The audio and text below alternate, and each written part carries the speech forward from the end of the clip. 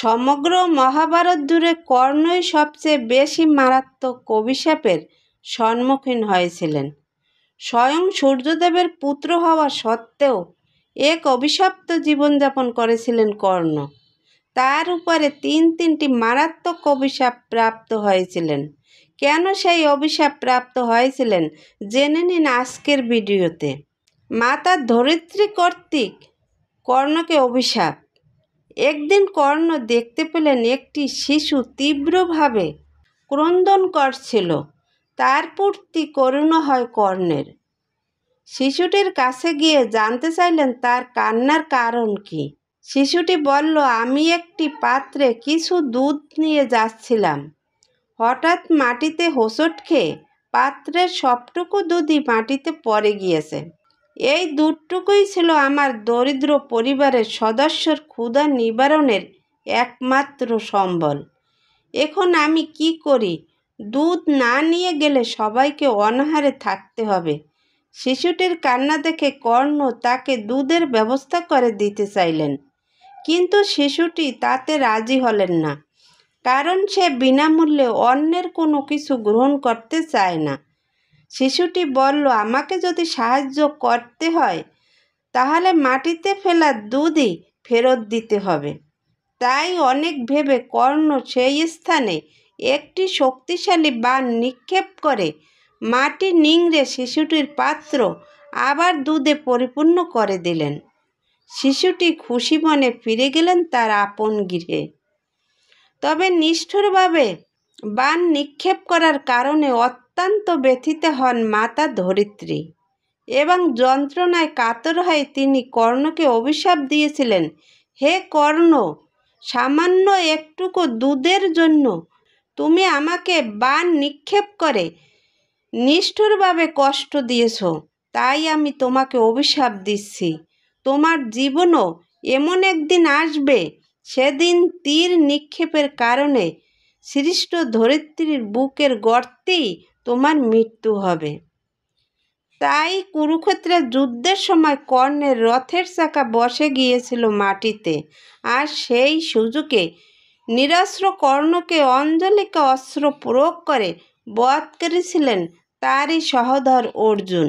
দ্বিতীয় অভিশাপ গোহত্যা করার কারণে কর্ণকে এক ব্রাহ্মণের অভিশাপ। জন্মসূত্রে দেবী কুন্তীর জ্যেষ্ঠ সন্তান হওয়া সত্ত্বেও কর্ণের কপালে জোটেনি পুত্রের স্বীকৃতি, আর তাই পালক পিতার পরিচয়ে তাকে পরিচিত হতে হয়েছিল সুত পুত্র হিসাবে। তবে যার শরীরে বইছে ক্ষত্রিয়ের রক্ত, তাকে কি সুত পুত্র বলে আটকে রাখা যায়? ছোটবেলা থেকেই কর্ণ ছিল ধনুর্বিদ্যার বিশেষভাবে পারদর্শী। তিনি নিজের প্রচেষ্টায় ধনুর্বিদ্যার অনেক খুঁটিনাটি কৌশল শিখেছিলেন। তবে শ্রেষ্ঠ ধনুর্ধারী হওয়ার বাসনায় তিনি শরণাপন্ন হয়েছিলেন পরশুরামের কাছে। সেখানে ছলনার আশ্রয় নিয়ে তিনি পরশুরামের কাছে শিক্ষা করতে শুরু করেছিলেন ধনুর্বিদ্যা। একদিন ভগবান পরশুরামের অনুপস্থিতিতে কর্ণ একাই ধনুর্বিদ্যার অভ্যাস করেছিলেন। সেদিন কর্ণের কপালে নেমে এলো আরও এক দুর্ভাগ্য। লক্ষ্যভেদ অনুশীলন করতে করতে হঠাৎ লক্ষ্যভ্রষ্ট হয় কর্ণের একটি বাণ। সেই বাণের আঘাতে বিদ্ধ হয়েছিল এক ব্রাহ্মণের গাভী। বাণবিদ্ধ গাভীটি তীব্র যন্ত্রণায় ছটফট করতে করতে মৃত্যু মুখে পতিত হয়। গাভীটির আর্ত চিৎকারে ছুটে এসেছিল গাভীটির প্রতিপালক ব্রাহ্মণ। তিনি নিজের চোখের সামনে গাভীটির মৃত্যু দেখে ক্রুদ্ধ হলে কর্ণের উপরে, আর সেই রাগে কর্ণকে অভিশাপ দেন, হে বালক, যেভাবে এই নিরীহ পশুটিকে হত্যা করছ, তোমার মৃত্যুও হবে সেই রকম অসহায় নিরস্ত্র অবস্থায়। ব্রাহ্মণের অভিশাপ ফলে গিয়েছিল অক্ষরে অক্ষরে। অর্জুনের সাথে যুদ্ধের সময় যখন কর্ণের মৃত্যু হয়, তখন তার রথের চাকা ছিল মাটিতে বসা। কর্ণ ছিল নিরাশ্রয় এবং অসহায়। সেই সুযোগে অর্জুন কর্ণকে বধ করেছিলেন। তৃতীয় অভিশপ্ত হয়েছিলেন কর্ণকে দেওয়া পরশুরামের অভিশাপ। ভগবান পরশুরাম ব্রাহ্মণকুলে জন্ম নেওয়া সত্ত্বেও আচার আচরণ ছিল একজন ক্ষত্রিয়র মতো। কুরু পাণ্ডবদের পিতামহ বিশ্বকেও অস্ত্র শিক্ষা দান করেছিলেন তিনি।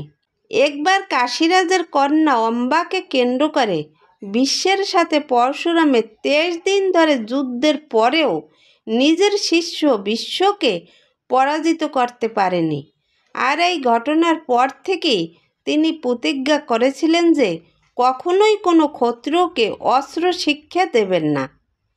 অন্যদিকে সূর্যপুত্র কর্ণ ক্ষত্রিয়র সন্তান হয়েও লালিত পালিত হয়েছিলেন শূদ্রের ঘরে।